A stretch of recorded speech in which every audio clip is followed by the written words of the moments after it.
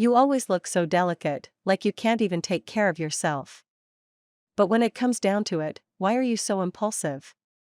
When I woke up with a hangover, I lay facing away from the man still asleep beside me, gritting my teeth and lowering my voice to make a call.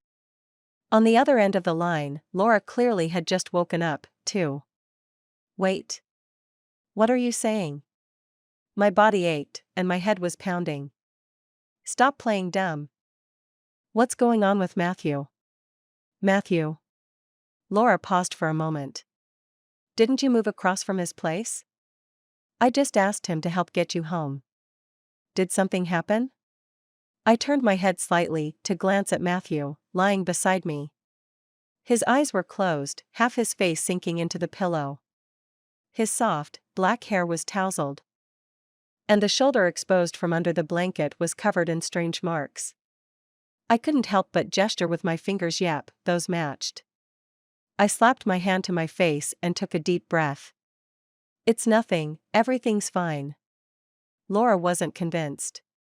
Are you sure? You sound kind of off. Really, I said, forcing a casual tone. I just got a little surprised when I saw Matthew sleeping on my couch. Just as the words left my mouth, I heard a cold laugh behind me. My hand jumped, and I instinctively pressed the hang-up button. Matthew's voice was low and rough, still thick with the laziness of sleep. You call this a couch? He sat up, the blanket slipping down to his waist, revealing his well-defined torso, but more strange marks on his waist, almost impossible to look at. I nervously pulled the blanket back up. Matthew chuckled softly, grabbing my wrist and yanking me back onto the bed. A sharp, painful throb shot through my lower back, and I winced. I looked up at his quiet, dark eyes and couldn't hide my embarrassment. What did you mean by that just now? He asked, his voice serious. Isn't there always a classic line for these kinds of situations? I frowned, thought for a moment, then said with a straight face, don't worry. I'll take responsibility. Although the situation had gone off track in ways I hadn't planned, I figured I could still salvage the outcome. Matthew stared at me for a few seconds, then suddenly scoffed. No need. He reached out and made a hand gesture. Confused, I looked at him. You pay me. Matthew is Matthew. Even though I have a crush on him, there are moments when I can't help but feel like strangling him. I don't have any money, but I've still got one life left. I fumed. Do you really think I can handle this by myself? Don't you have any responsibility? And besides, I was completely wasted. Who's to say who made the first move? I'd nearly drained all my savings just to secure the apartment across from Matthew's. There was no way I could afford to pay him for his services. Matthew wasn't angry. He slowly picked up his clothes from the floor, pulled out his phone. And after a few taps, a familiar laugh echoed from the device. If you let me kiss you, just one kiss, I'll give you anything you want. Haha. I felt my shoulders slump in defeat. I couldn't believe it. I'd gotten so drunk I had acted like that. I couldn't believe that in my drunken haze, I had thrown myself at Matthew, and his first reaction was to record it. Just strangle me, I sighed in resignation. I'm out of money. Matthew's hand, with its long, defined fingers, slowly raised, and, with my horrified gaze locked on him, he gently traced the edge of my neck. His eyes dropped a few inches, as if something had crossed his mind. His black eyes narrowed slightly, and his Adam's apple moved. I followed his gaze, then quickly pulled my collar up higher. If you keep staring, I'll start charging. Matthew licked his lips. I know you're short on cash. I blinked in disbelief. So now you're blackmailing me? He sighed dramatically. Well, then let's talk about paying off your debt with your body. I was both shocked and strangely intrigued. Wasn't my promise to take responsibility the same as his paying off the debt? Later, I learned just how wrong I was. I thought I was falling for Matthew, but he wanted me to be his maid. My witty retorts were nothing in the face of the humiliating audio clips on Matthew's phone. Matthew grinned. If you don't like it, I can send these recordings to the office group chat and let everyone weigh in. This was a joke. Everyone at the company knew Matthew and I had always been at odds, never seeing eye to eye. When I graduated from university, I joined the company, working diligently. Just about to be promoted with a nice salary increase. But then Matthew showed up out of nowhere, was instantly promoted to become my boss, and suddenly my job title got a vice attached to it. The gossip among my colleagues had been endless, and if they ever found out that I couldn't resist Matthew and was secretly attracted to him pretending to be cold to hide my true feelings, well, I'd have to pack my things and leave. And so, I was forced to sign a 2-month contract of submission. Laura was about to go on her honeymoon and sent me a video just before she boarded the plane. I looked around at the people waiting for the elevator, then stepped back from the crowd to open it. The video was from the night after the wedding banquet. I was wearing a bridesmaid dress, stumbling as I rushed toward Matthew, blushing and throwing my arms around his waist, refusing to let go. Laura and the other bridesmaids struggled for what seemed like forever but couldn't pry me off him. I just stared at the screen in shock, until a voice came from beside me. Watching videos like this first thing in the morning? Matthew was standing just behind me, dressed in a shirt and trousers, hands casually tucked in his pockets. He was staring at the screen of my phone, his face showing a hint of disdain. The people in front of us turned around at the sound of his voice. 2 of them were from the same company, and after exchanging knowing looks, they started covering their mouths and snickering. I shut my eyes to force back the anger welling up inside me, then forced a smile. "Good morning, Director." Matthew straightened up, glancing at the coffee in my hand, which looked like it might spill any second from my tight grip. He smirked. "That coffee looks good." I smiled back. "It's from the cafe across the street." "Doesn't Anna get your coffee there all the time?" Anna was Matthew's assistant, a poor, overworked soul who was always venting about him to me. Matthew glanced at his watch. "We've got 15 minutes before work starts. If you're free, Deputy Director, 1 black coffee. No sugar." I rolled my eyes, but didn't answer. Just then, the elevator arrived, and I stepped forward, following the crowd inside. But Matthew stopped me, holding me in place as I watched the doors close in front of me. "What are you doing?" I glared at him. Matthew leaned in close to my ear, chuckling softly. "Rachel, is my waist really that slim?" I instinctively looked down. His shirt was neatly tucked into his trousers, his waistline tight. Paired with his long legs, his proportions were impeccable. "Look at that waist. Come on, take off your clothes and let me touch it." I froze. That was exactly what I'd said in the recording. Humiliated beyond belief, I snapped, "It's not as slim as mine," before I hurriedly fled the scene. During the lunch break, Anna approached me as usual. "Rachel, I saw you bought the director coffee this morning." "Yeah, what about it?" In those 15 minutes, I must have mentally cursed Matthew 100 times. Anna hesitated for a moment, then leaned in and whispered, "Rachel, are you planning to shift your focus to the director?" "What?" The sudden revelation caught me off guard. I froze, not even swallowing the bite of dessert in my mouth as I stared at Anna. "They're saying you're in love with James, but can't have him. So now you're using the director as a substitute." After that, Anna vividly told me a dramatic story filled with love, hate, and tangled emotions. I almost wanted to stand up and applaud, if only I wasn't the main character. It turns out that in their eyes, I had always been in love with Matthew's cousin, James, but James had chosen my best friend, Laura. At the wedding, I had been so heartbroken that I got drunk out of my mind. Clung to Matthew, who resembled James, and poured my heart out to him. "No," I interrupted, "you don't know that there's a type of tear called tears of joy?" Anna, right in the middle of her storytelling, waved her hand dismissively. "Who can tell the difference?" "Anna," I said slowly, "did you go to the wedding just to gather material for gossiping with your colleagues?" Anna choked, paused for a moment, and cautiously looked at my face before nervously asking, then, "Rachel, why did you hug the director?" "Okay, the real story starts a year ago, with an accident." It was a sunny afternoon when Laura rear-ended another car. She called me, and I rushed over right away. Not surprisingly, Laura was at fault. What was unexpected was that she instantly fell in love with the car owner. She blushed, half hiding behind me, stammering and unable to finish a sentence.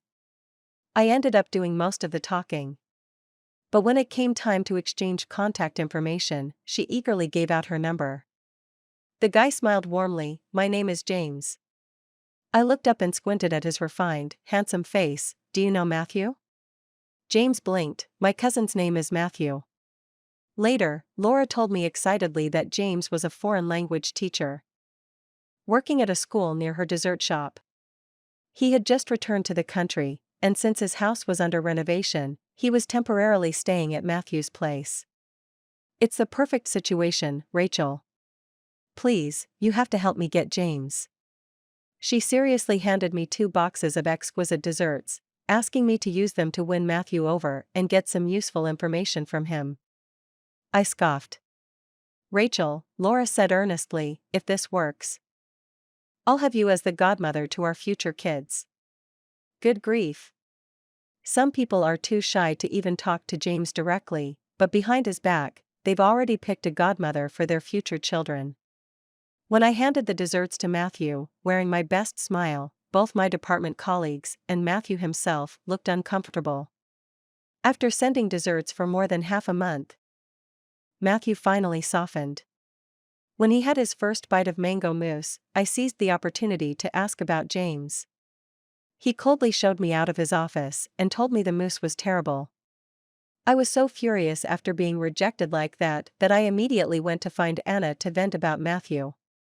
Despite being cousins, James was refined, handsome, and kind, while Matthew always looked like someone had just robbed him of millions. It was no wonder that everyone liked James, while Matthew was completely ignored. Looking back, I realized that from then on, Matthew probably thought I had feelings for James. Afterward, I gave up trying to rely on Matthew and decided to step in and help Laura pursue her love. When I saw Laura walking toward James in her wedding dress, my eyes immediately welled up with tears. It was a mixture of pride and sadness, like a mother finally marrying off her daughter. I secretly glanced at Matthew, who stood tall in the distance, and silently made a resolution next: it would be my turn. Damn it. This is the 109th time I've regretted falling for Matthew. After he had me working overtime until 8:30 p.m. I was dragging myself out of the office when I got a message from him asking me to grab some late-night snacks. My anger shot up immediately. Late-night snacks, huh? Well, I'll make sure you get more than enough. I stopped by a barbecue joint, packed a bunch of food, and slammed Matthew's door open. Matthew was dressed in dark blue loungewear, a pair of frameless glasses perched on his sharp nose. He looked at me through the glasses, his expression calm but with a hint of annoyance. "Can't you knock a little more softly?" I clenched my fists and shot back, "Your late-night snacks are here, Director. Enjoy yourself, take care of your health, and please stop dumping unnecessary work on your colleagues." I couldn't help but smirk when I saw Matthew's expression darken. "Matthew, has your girlfriend arrived?" A familiar female voice interrupted our standoff. I glanced past him and froze. Auntie. Although I'd only met her once at James's wedding, being Matthew's mother, I had tried hard to leave a good impression. Now, this was a disaster. I helplessly watched as James's mother took the food from my hands. She smiled sweetly, bending down to offer me a pair of slippers. "Oh, Rachel, I didn't recognize you last time." "Didn't recognize me?" I looked up at her, confused. Matthew's mother smiled again. "So, are you and Matthew a couple?" I waved my hand. "No, Auntie, you've misunderstood. I was just..." Before I could finish, Matthew covered my mouth. He feigned affection and wrapped his arm around me. "Rachel and I are just having a little fight, Mom. Why don't you go ahead?" Matthew's mom nodded and didn't suspect anything, heading straight into the dining room.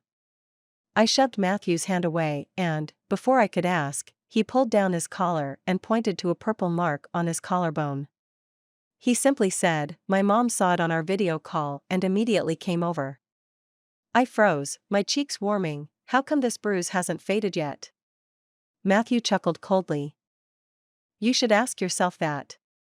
Fragments of images flashed in my mind, Matthew's cold expression mixing with the sweaty scene from earlier, and I could almost hear the low moans. I opened my mouth but couldn't find my voice, my throat dry. Let's go, Matthew said, turning. Don't blow our cover, or you'll have to explain yourself. He was so annoying, I really didn't want to play along. When we reached the table, I started to play the part of being upset. I ignored the chair Matthew pulled out for me and sat across from him, giving him a look of defiance and frustration.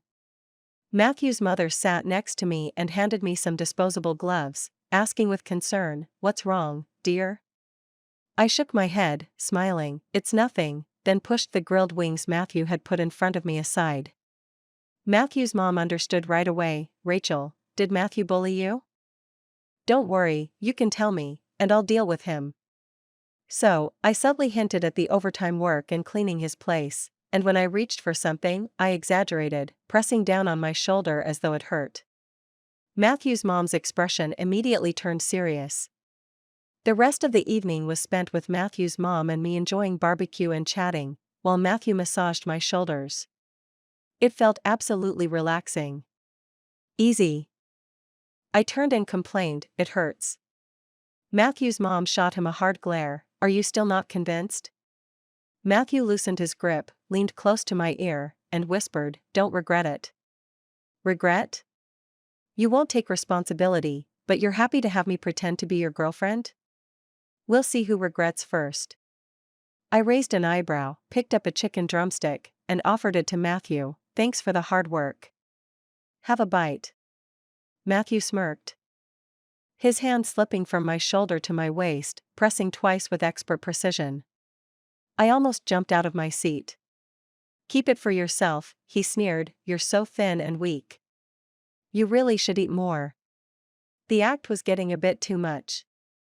After I stormed off in anger, Matthew's mom kicked him out, saying things like, "Don't come back until you've made up with Rachel," and young couples always fight and make up.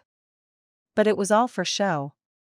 Because I was eavesdropping by my door and heard her tell him, "Try to bring a grandson home." I was so shocked, I almost tripped over the shoe rack. Sure enough, when you reach a certain age, parents always start pushing for marriage.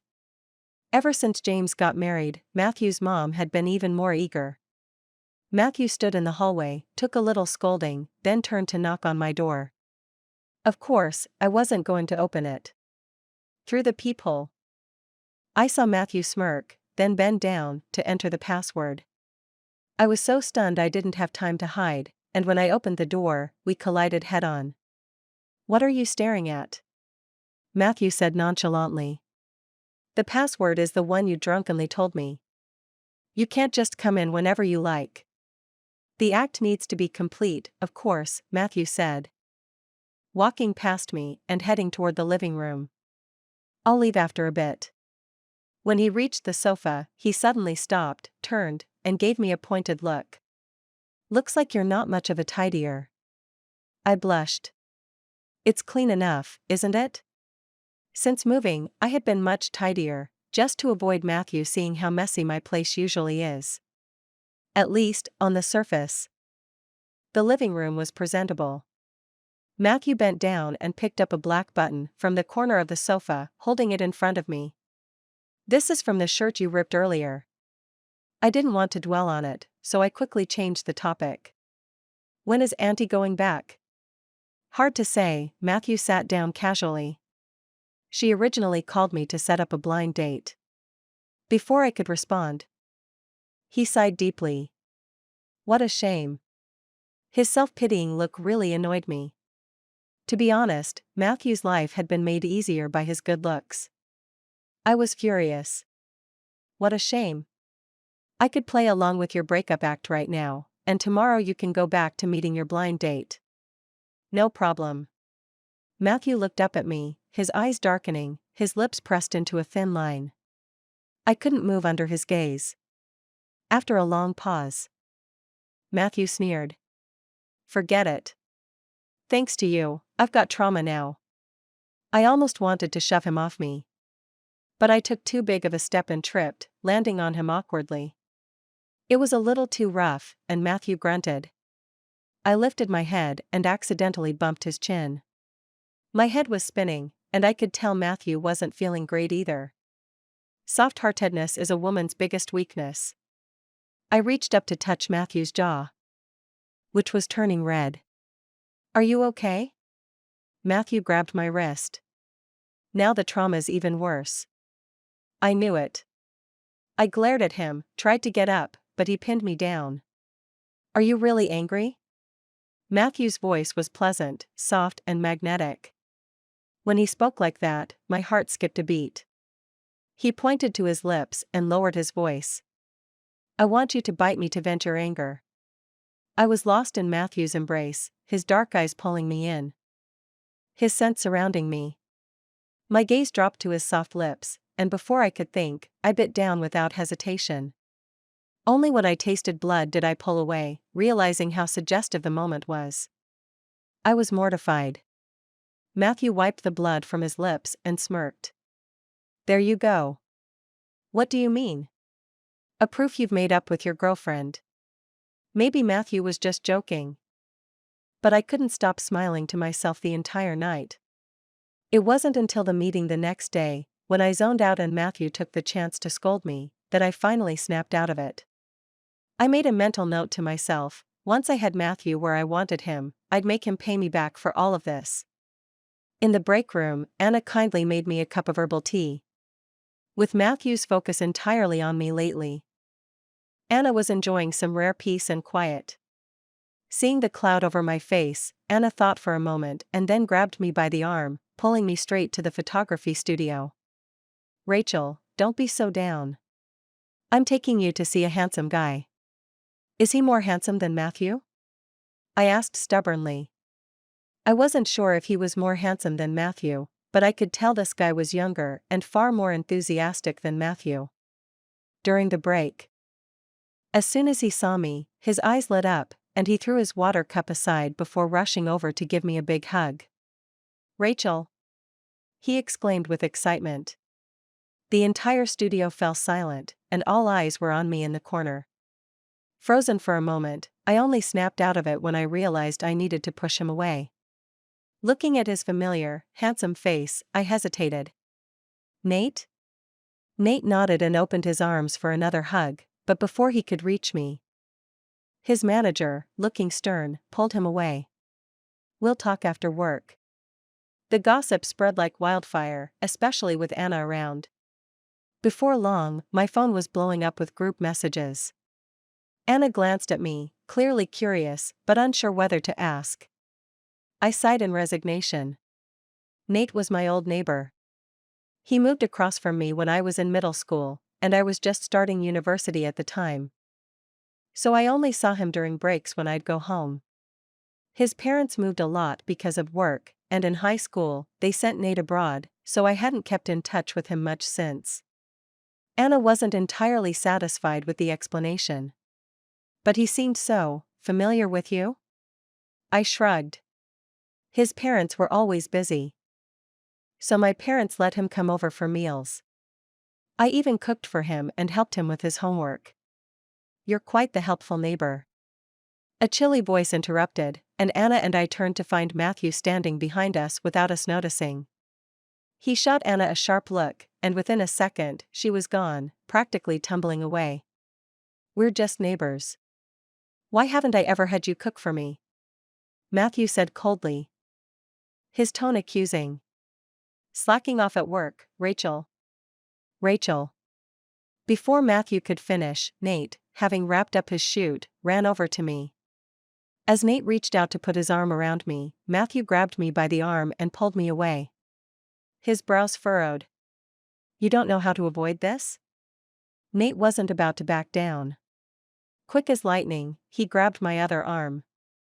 Who's this? I was wedged between two tall men, both over 6 feet. And everyone around us seemed to be watching with great interest.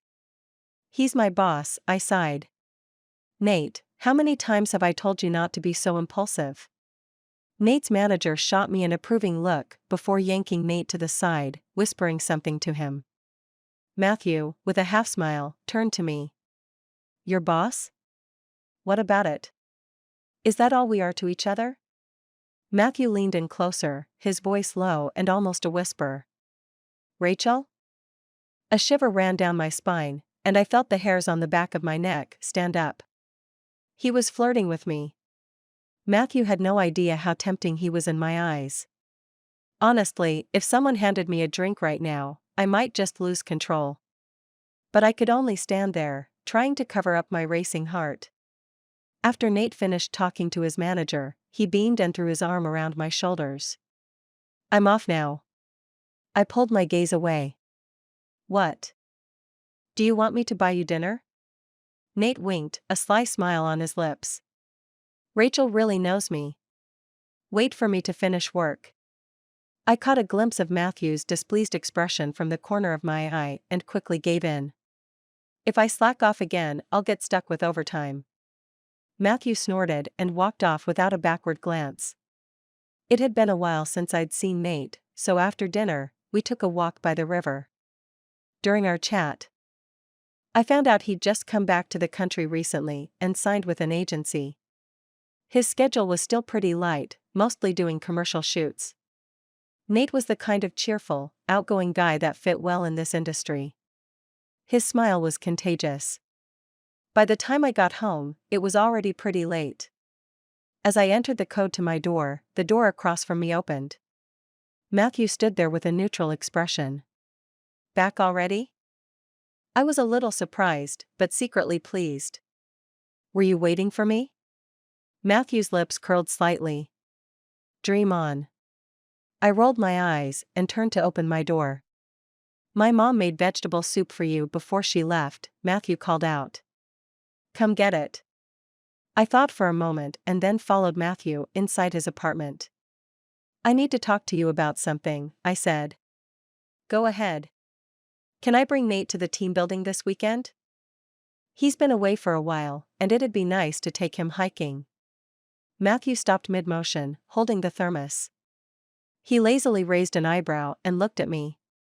Why? Is he family? Well, sort of, I hesitated. Let's say he's like my little brother. I thought I'd have to argue a bit, but to my surprise, Matthew immediately agreed. Sure. He pulled out his phone. I'll send you a link. You need to vote on it first. I was confused and didn't really see the connection, but when I clicked the link, a photo popped up. It was a picture from earlier in the day in the studio, where Matthew and Nate were both holding onto my arms. The poll asked me to choose between them. The angle of the shot was good, slightly blurry, but still atmospheric. I looked like the lead actress in a romance drama, stuck between two very different men, unable to choose. I didn't need to think much to know that Anna and her crew were behind this. Even Matthew was playing along. I looked at him with some disdain. Matthew, with an impassive face, said, pick me. He really had no shame.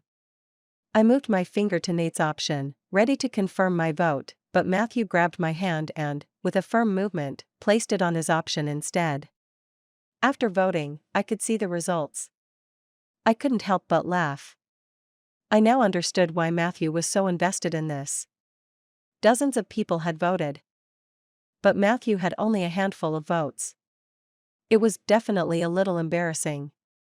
Looks like Matthew's reputation at work speaks volumes. I waved the screen in front of him, laughing so hard I almost couldn't stop. You can't rely on looks alone. Matthew laughed too, then pushed me out of his apartment with a grin. Life is full of choices, but I didn't expect the next one to come so quickly. By the time I finished gathering my things, the only seat left in the car was next to Matthew, with Nate's seat now empty. Our department wasn't large, so we rented a small bus for the team building trip, and only 2 colleagues brought their family members, leaving 1 extra seat. When I stood in the aisle, everyone's eyes were on me, especially Anna, who was practically rubbing her hands together, as if ready to place bets on who I'd sit with. Nate patted the seat next to him. "Rachel, come sit here." Matthew didn't say anything, just shot me a look before turning to the window. I hesitated for a moment, then grabbed Nate's arm and, with a confused look from him, guided him to the seat next to Matthew. I get carsick. I want to sit alone. So clever, I thought to myself. I took a nap on the way, and when I woke up, I realized Matthew was sitting next to me.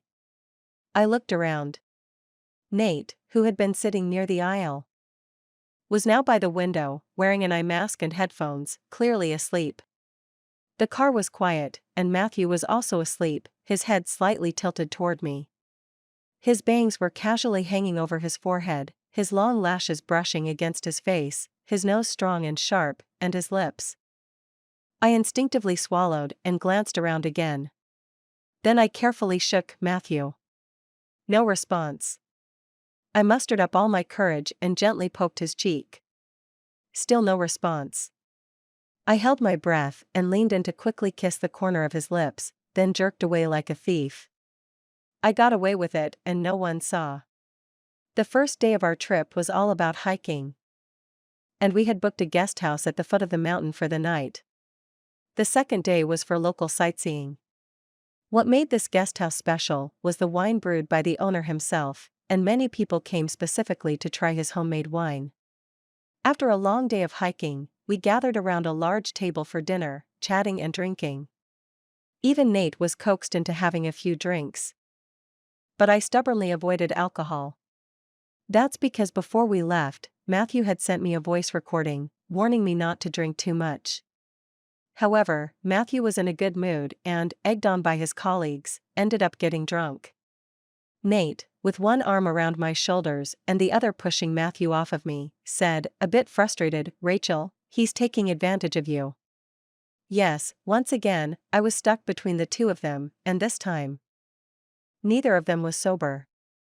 Matthew had his arms tightly wrapped around my waist, his eyes closed as he rested his head on my shoulder, not responding to anything. If I could, I would have pushed them both down right then and there, but with my small frame, I was being crushed by them. Anna tried to help, tugging at this and pulling at that, but in the end, she just gave up, helplessly shrugging her shoulders. I tried to comfort Nate. "How about you go back to your room with Anna first?" "No," Nate, his face flushed, shook his head. "I don't want you to be alone with him." I turned to look at Matthew, tried to shake my shoulder to wake him up, but he just made a small noise and shifted into a more comfortable position. "Okay then," I said. "How about Anna takes you back to your room? And then she comes back to help me get Matthew to his room?" Nate stared at me, obviously confused. I pointed to the staff cleaning the tables and the other guests outside. "There are other people here. I'm not alone with him." With a combination of persuasion and trickery, Anna finally dragged Nate away. I called Matthew a few more times, and finally, his eyes fluttered open. His gaze was foggy, and it made my heart skip a beat. "I don't feel well," he said slowly, his voice raspy, almost like he was whining. "I want to sleep." It was obvious that he was drunk, but it was my heart that was racing. Somehow, I mustered the strength to drag Matthew all the way back to his room. The single room in the guest house wasn't large, and after some stumbles, I finally managed to dump Matthew onto the bed, sweating with the effort. Matthew furrowed his brow, looking uncomfortable. He unconsciously pulled at his shirt, exposing his collarbone and smooth, pale chest, which was almost too tempting to ignore. The room seemed to grow hotter with each passing second. I stood still for a moment, knowing that if I stayed much longer, things could get dangerous. I pushed him lightly. "I'm going to check on Nate, and I'll have Anna come back to help you." Matthew turned over, his half-lidded dark eyes staring at me with an unspoken reprimand. "Nate came with me. I can't just leave him, can I?" Matthew gripped my wrist, his gaze serious as he uttered, "I told you, choose me." I froze. "Okay?" he asked, his voice low. "Okay." Our eyes locked, and the tension in the air was palpable. Honestly, under this kind of atmosphere, something had to happen. And Matthew seemed to feel the same way. He flashed a small smile. And with a slight tug, I found myself falling into his embrace. For a brief moment, a flood of thoughts rushed through my mind. How would I explain things to everyone the next morning when I walked out of his room? Would I tell them we spent the whole night discussing department plans? Was that even believable? Before I could figure it all out, reality hit me hard. I tripped on the edge of the bed and twisted my ankle. I cried out in pain. And Matthew's hand, poised to continue, froze in midair. What happened? Knowing there was no chance of anything happening now, I quickly took the opportunity to lean against Matthew's chest and flirt a little. Then I sighed. I twisted my ankle. Matthew's eyes cleared immediately. He slowly sat up, helping me sit on the edge of the bed while he called the front desk for a medical kit and an ice pack. I felt like I'd been played. The next day, everyone went out happily to explore the sights, while I sulked in bed, resting. Nate refused to leave and insisted on staying behind to keep me company. And, of course, Matthew was still there, making the already cramped room feel even smaller. Eventually, the three of us spent the whole morning playing cards, and Matthew lost every single round. I took some time off to stay at home and rest my injury, leaving all my work to Matthew. Nate stayed with me for the day before being assigned to a new team. To my surprise, Laura came back early from her honeymoon. I hugged her, feeling incredibly touched, but before I could say anything sentimental, she stopped me with, "I'm pregnant." I stood there, stunned for a few seconds, not sure how to react, then awkwardly asked, "Am I going to be a godmother?" Laura laughed, gently pressing my overenthusiastic hands down. "You've twisted your ankle, and yet you can't sit still. What's going on with you?" She shot a pointed look at Matthew, who was in the kitchen helping James, then asked, "Did he do this to you?" My face flushed with embarrassment. "That sounds so improper coming from you." Laura narrowed her eyes playfully. "Honestly, Rachel, are you sure you want to be my child's godmother and not just his aunt? Stop joking around. Don't play innocent with me. Every time you talk about Matthew, you act like a lovesick schoolgirl. Do you think I'm blind? Is it that obvious? I guess it must be after all. Laura and I have known each other so long. If she didn't notice, she wouldn't have trusted a drunk me to Matthew back then." Seeing I was silent, Laura grinned and pulled a gift box out of her bag, shoving it into my hands. "Got you something special." "What is it?" "Perfume? You know I'm not a fan of wearing perfume." "This is different," Laura said. "It's the scent from our honeymoon destination." "You think it's just for show?" "Oh, now I get it."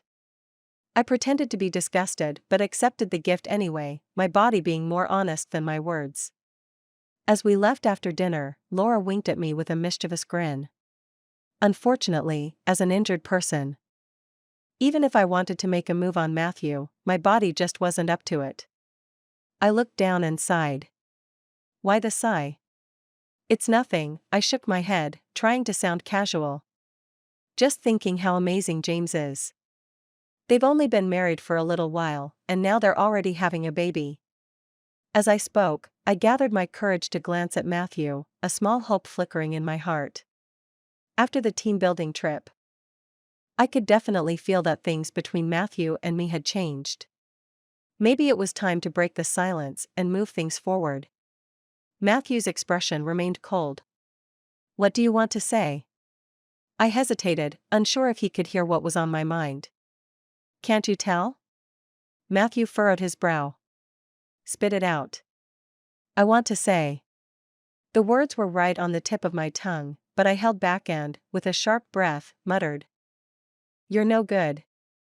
There was a long silence. Then Matthew smiled. His smile was cold and unsettling. I took a few steps back, my injured foot dragging. "I'm no good?" Matthew repeated. I took 2 more steps back until my back hit the wall. There was nowhere left to run.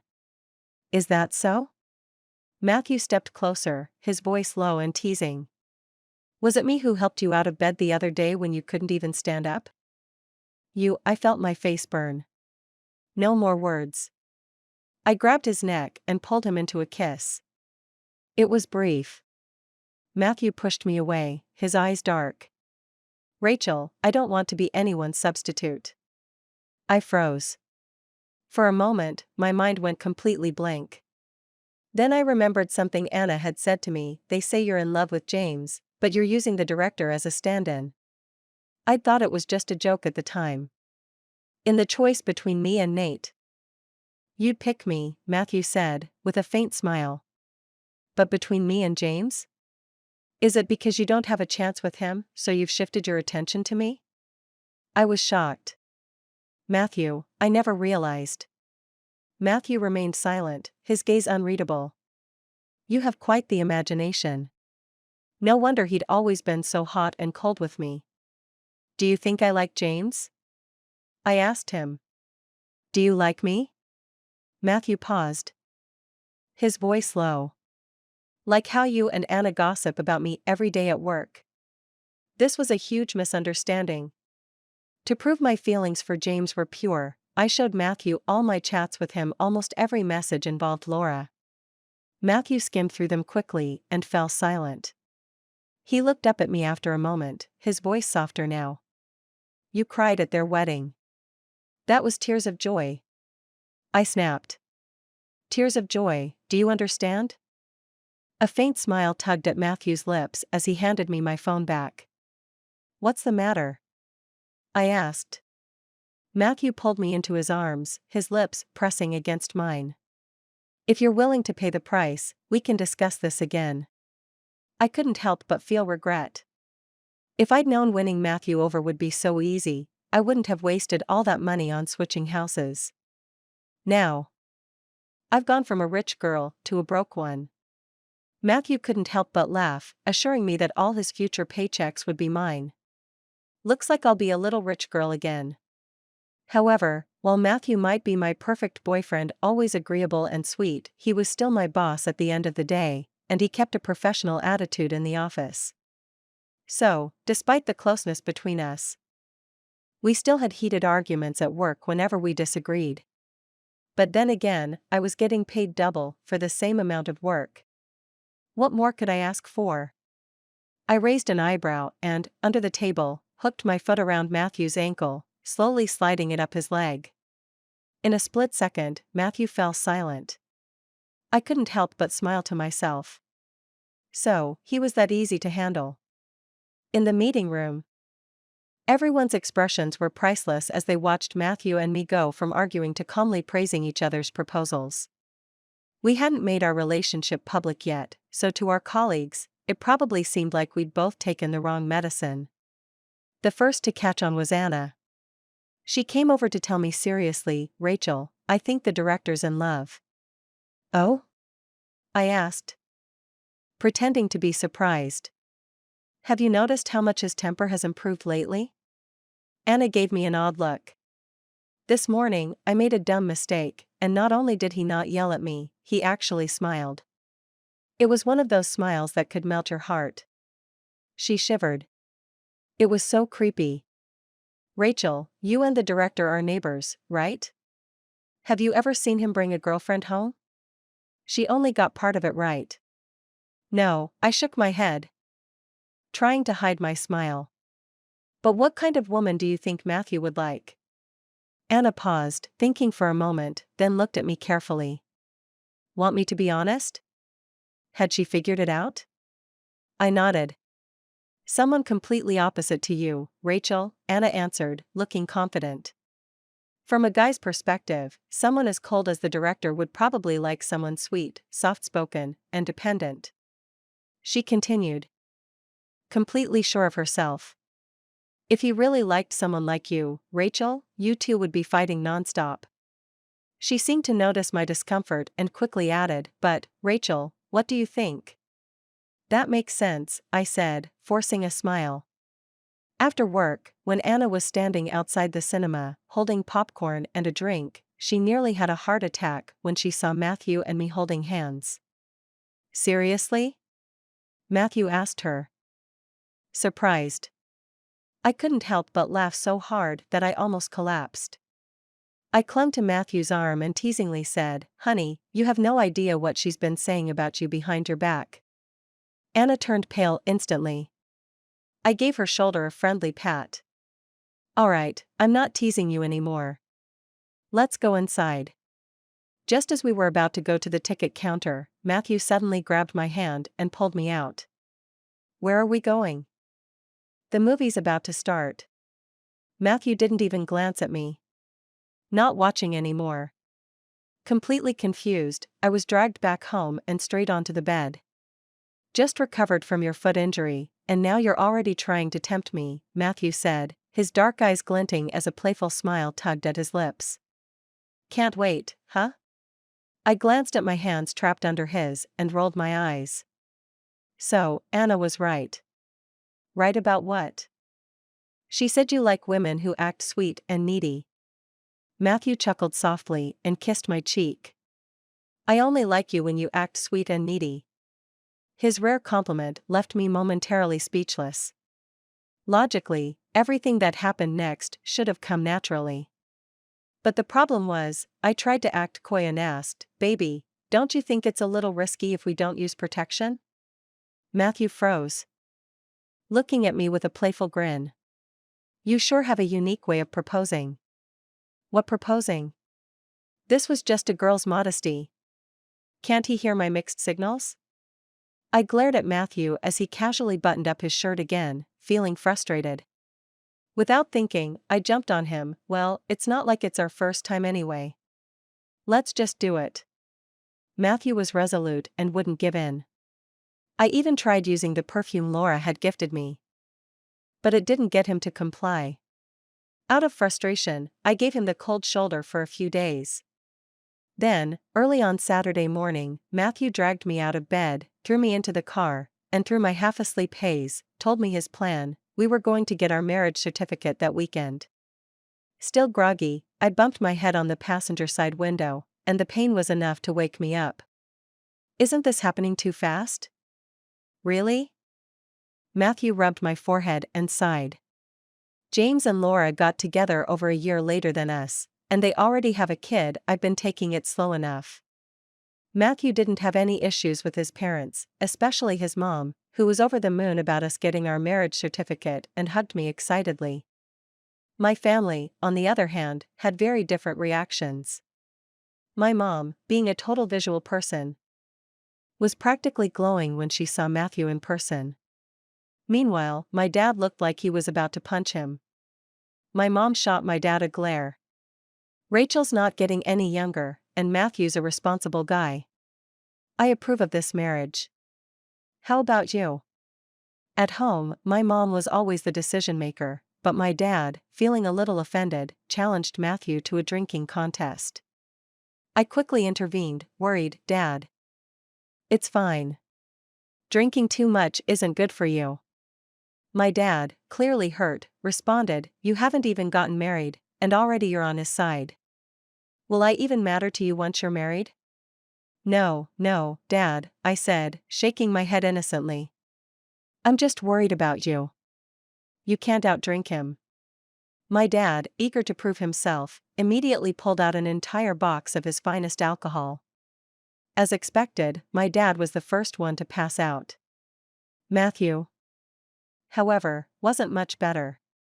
Drunk and with glazed eyes, he kept staring at me and grinning. I helped my mom settle my dad, and then the two of us managed to drag Matthew back to my room.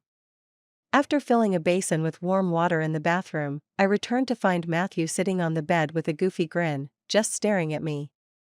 Remembering the audio recording incident, I smiled and took out my phone to snap a few photos, planning to use them to tease him once he sobered up. But just as I was enjoying the photo session, Matthew suddenly looked up at me, causing me to nearly spill the water. "Come here," he beckoned. I wrung out the towel and walked over to help him wipe his face. "We're getting married soon. Are you happy?" I ran my hand over his waist through his shirt and teasingly asked, "Can I touch you now?" Matthew smiled at me. "Don't you think something's missing?" "Missing what?" I asked, lifting the hem of his shirt, ready to get a little closer to his abs. Before I could even reach in, Matthew grabbed my wrist and pulled it back. In that moment, I felt something cold slip onto my ring finger. He'd put a ring on me. Such a fool, girl, Matthew sighed. You're already mine, even before I proposed. I stared at the diamond ring, completely caught off guard. Do you like it? I nodded eagerly, my eyes a little misty. Actually, I got you something too, but it's not as nice as yours, so I'm a bit embarrassed to give it to you. Matthew took my hand gently. It doesn't matter what you give me. I'll love it. Encouraged, I went to the bedside drawer, pulled out a box of new condoms, and placed it in his hand. Do you like it? Matthew's expression cracked slightly. And then his face darkened. He took a deep breath. Rachel, don't regret this. I won't regret it, I won't, I said excitedly, rubbing my hands together. But then I hesitated. But you've drunk so much. You won't be. Before I could finish, Matthew kissed me deeply, cutting off my words with his lips. And later, Matthew showed me that you should never, ever try to challenge a man's dignity. End.